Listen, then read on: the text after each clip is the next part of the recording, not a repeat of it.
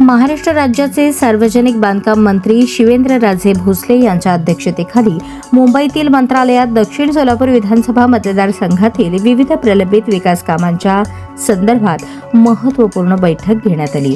यावेळी मतदारसंघातील रस्ते, पूल तसेच इतर पायाभूत सुविधांशी संबंधित प्रलंबित कामांचा सविस्तर आढावा घेण्यात आला। यासोबतच या बैठकीदरम्यान रस्ते दुरुस्ती व मजबूतीकरणाच्या प्रलंबित प्रस्तावांचा आढावा घेण्यात आला। नवीन रस्ते विकास कामांना प्रशासकीय मान्यता देण्याबाबत चर्चा करण्यात आली। विविध पूल व लघु पूल बांधकामांची सद्यस्थिती, उपलब्ध निधी आणि टप्प्याटप्प्याने कामे पूर्ण करण्याचे नियोजन यावर सखोल विचारविनिमय झाला। संबंधित अधिकाऱ्यांना प्रलंबित कामे गतीने पूर्ण करण्याबाबत स्पष्ट सूचना देण्यात आल्या।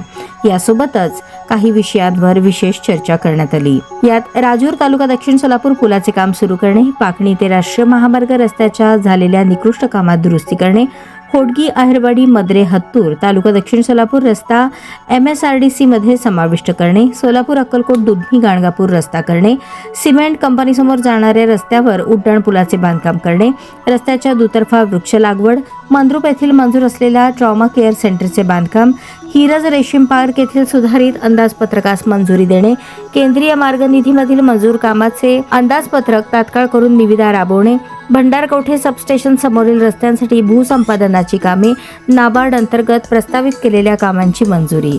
यासोबतच या बैठकीदरम्यान संबंधित विभागीय अधिकाऱ्यांना कामांमध्ये अनावश्यक विलंब होऊ नये यासाठी आवश्यक त्या स्पष्ट सूचना देण्यात आल्या।